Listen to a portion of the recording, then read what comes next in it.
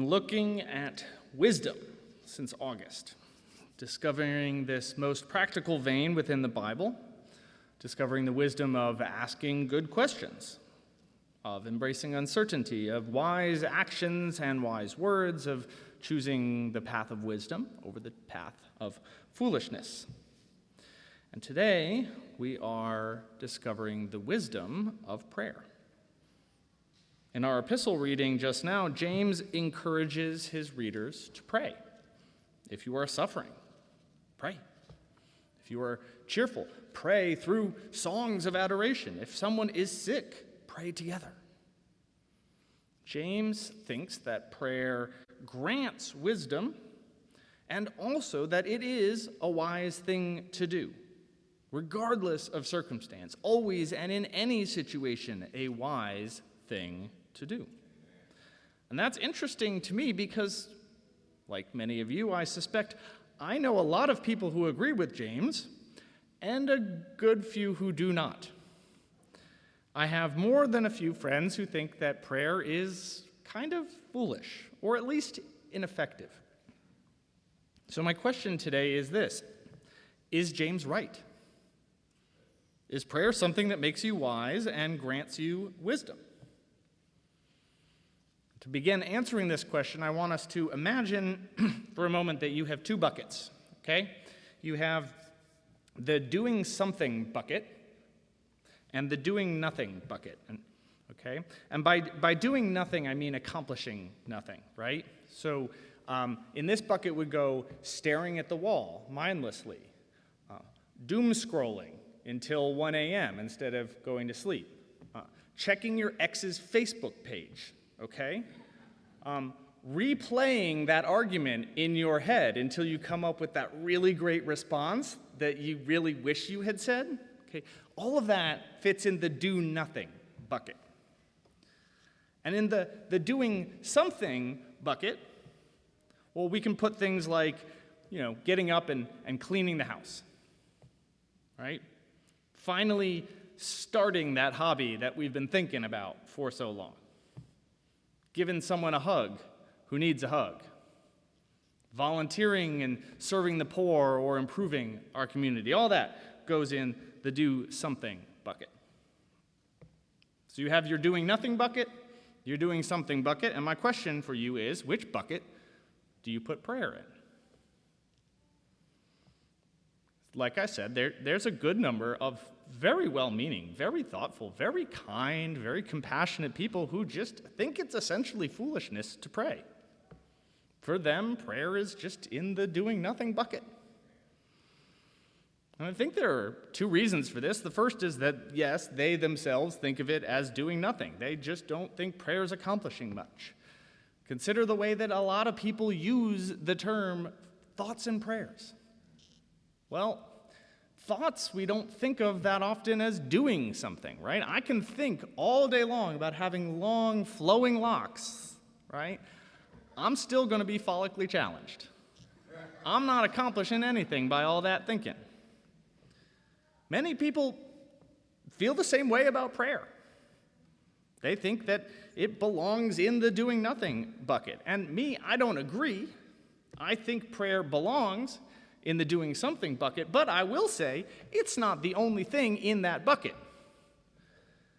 God gave us prayer, but God also gave us hands and feet to do stuff in the world. And that's the second reason I think people find prayer foolishness.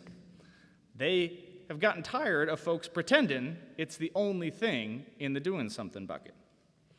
They don't mind if someone like me wants to pray. They do mind if I pray instead of taking action. No one has ever objected to giving a sick person medicine while a bunch of people pray over them at the same time. They do get upset if you deny the patient medicine and pray for them instead. They get upset if you pretend that there's no such thing as medicine and only offer prayer. And I keep saying pretend because in real life, most of us pray and take action, right? Most of us in our daily lives No one thinks that prayer is the only thing in the doing something bucket. But there are times when there's this part of us that doesn't want to do something. We don't want to love somebody who's being really, really difficult. We don't want to make that phone call we've been dreading. We don't want to risk ourselves or give up our time or our comfort for something important. And in those moments, I think it's really easy and really tempting to pretend that prayer is the only thing in the doing something bucket. Because then we can pray instead of having to do something hard. And that is why you have people who say things like, "I'm praying for you," to their queer siblings, instead of doing the actual hard work of, loving them. Or they offer thoughts and prayers in the wake of gun violence when there are common step measures that this nation could take and other nations do. Or they pray for God to step in the wake of storms instead of taking steps to prevent climate chaos that makes storms worse. Or to counter the effects of poverty that leaves people in a bad place when storms arrive. Prayer is always good, but I think Howard Thurman is onto something when he writes this. The efficacy of prayer is often measured by the degree to which the individual is willing to become involved in actually working in the world to meet those needs.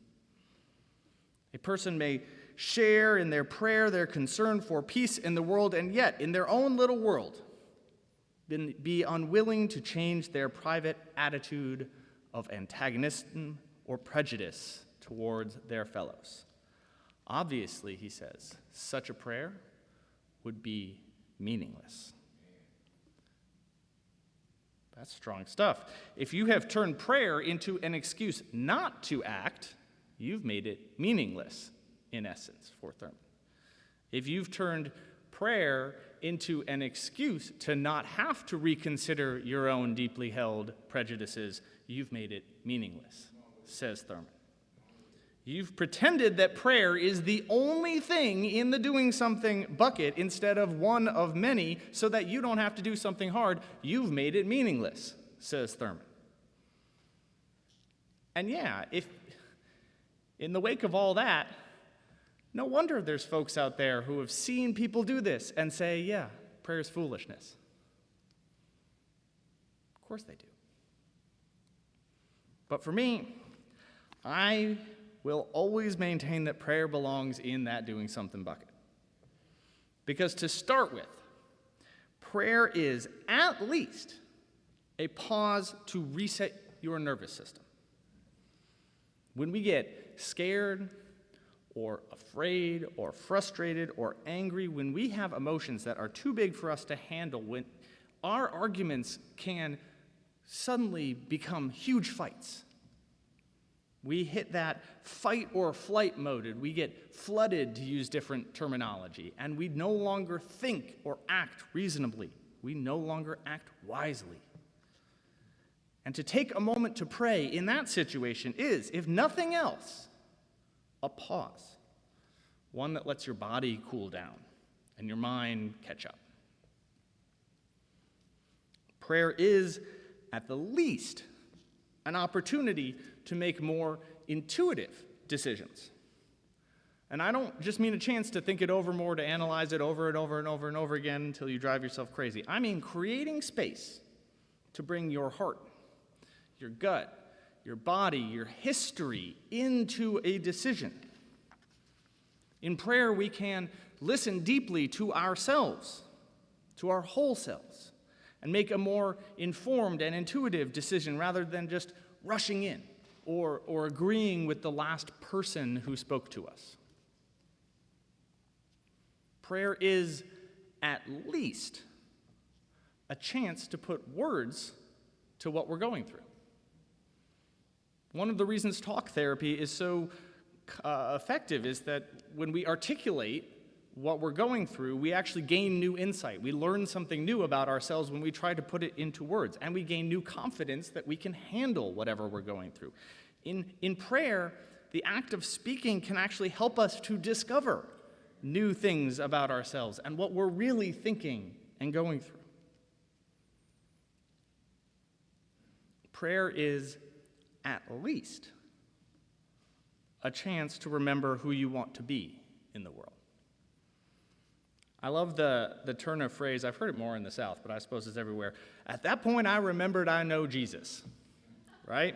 As in, that guy just cut me off in traffic, and I was about to slam on the gas and chase his Cybertruck down Peachtree until I remembered I know Jesus, right? In prayer, we remember we are trying to follow in the footsteps of Jesus Christ. We remember our own values. We remember who we want to be instead of just reacting and rushing in to the moment. And we try to act as he would. Prayer is at least like talking to a friend who understands. Most of us, if we're lucky, have someone who just gets us, right? Who will always listen and always understand. And the problem is those folks just sort of tend to have their own lives too. You can't always get them on the phone, or you don't want to trouble them with something that just seems so small and insignificant when you do finally talk to them. But there's never something so insignificant that you cannot bring it up in prayer. Prayer is always available to you, driving down the road, washing dishes, sitting in silence, anywhere or anything you are doing, you can pray. Prayer is, at least, silence. Maybe even boredom. Sometimes prayer is simply sitting in silence and seeing what you discover. This is the heart of the contemplative, mystical prayer tradition. It's why we have rooted the silent prayer and meditation service once a month, including tonight at 8 p.m. on Zoom. You might get a little uncomfortable sitting in silence. You might get even just a little bit bored. It's why we actually try not to rush from like one huge musical number to another in our services here. That's intentional. It's because most of us have forgotten what it's like to sit in silence, to sit with our own thoughts, to be maybe slightly bored. We carry distraction devices around with us so we can always be entertained. We can always have the television on. But prayer and silence, that forces us to sit with ourselves and listen deeply to what our heart might be saying instead of just getting distracted. Prayer is, at least, training your brain to think better. I said last week that prayer can be a technology to make us wiser. This is what I mean, because sitting in silence is good for your brain. It helps us learn to develop a distance from our thoughts and thus not act on or react to every negative thing that pops into our head about ourselves or somebody else. And then there are other forms of prayer that are all about focus. Imagine saying the Lord's Prayer over and over, or praying with beads, right? It requires all of your attention. If you're like me and you suffer from anxiety when you're in a really anxious moment, try praying with beads. You will not be able to focus on the thing that's making you anxious if you're putting all your attention into praying. And if you do this enough, if you practice this enough, you actually get better at focusing, at impulse control, at not latching on to nasty thoughts about other folks. Prayer is good for your brain. And if you've been paying attention, you noticed I keep saying at least. Prayer is at least. And if you were paying close attention, you notice I haven't actually mentioned God or Jesus that much for a little while, right? That's intentional. Because my point is how practical, how useful, how wise prayer is, even if it's not wrapped in the larger story of God made known in Jesus Christ, even if it's not wrapped in a conviction that God is at work in this world, which it is for me. But for many of my friends, it's not. And I think all of them, dear atheists included, should still pray because it's super good for you. It is doing something good for you. It is making you wiser, even if you don't have broad faith convictions. Prayer is at least good for you, but I believe it is so much more. It is the heart of a healthy spirituality, is the heart of a church, because at best, prayer is this encounter with something that you recognize as real and yet which is indescribable. Some sort of mystery, some web of relationships, some outpouring of possibilities that you cannot comprehend fully and that we give the name God. At its best, prayer is a time to rediscover where some part of each of us, deep inside, deep in our hearts, touches up against the universal and the eternal. At its best, prayer is a chance not just to quiet our minds, but to quiet it so that we can hear God speak to us through what we feel or who pops into our head or what we even hear in some cases. At its best, prayer is the one safe place where you can always take off your mask, the mask you wear before the world, where you can unburden yourself from all of the pretense and just simply be. Not be somebody, not be that person, not be good, not be excellent, just be in the presence of a Creator who loves you. At its best, prayer is how we harness these disparate parts of our creative energies and open ourselves to a Spirit of God that is already at work, creating, dancing, painting, singing, building, making something more beautiful. At its best, prayer is shrugging a load off our shoulders. Guilt, responsibility, grief, regret, fear. Just taking that and saying, hey, Jesus, can you hold on to it for a little while?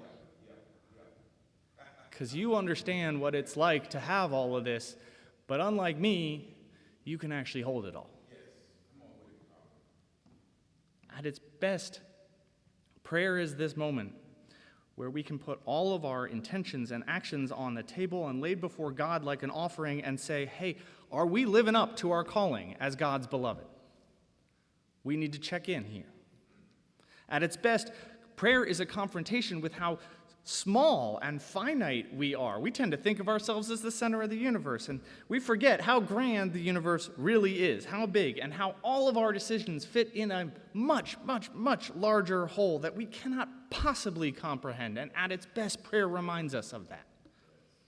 At its best, prayer is the incredibly disappointing realization that we are not God. That God is on the other end of the prayers. That we don't have ultimate control over everything and everybody around us, over everything that happens. And that at some point we need to just let go. At its best, prayer is the pause that gives meaning to words so that they're not just a smush together of noise. At its best, prayer is when we fall through our heartbreak and somehow emerge on the other side aware of sadness but unafraid of it, in touch with a grand universe we can't imagine, and this love without fear is freedom in Christ. At its best, prayer is calling on an infinitely loving God to be present in the lives of those who just need a little peace, just need a little healing. At its best, prayer is pulling at the possibilities that are always pouring forth from God, but pulling at them, calling unlikely futures into existence, putting our finger on the scale of what tomorrow might bring so that things we never thought possible, things that are unexpected and even unlikely, come true. At its best, prayer is like singing. We can do it for 1,000 reasons, but the best one is just surely for the joy of it. That's wise to me. That is the path of wisdom. So let's sing.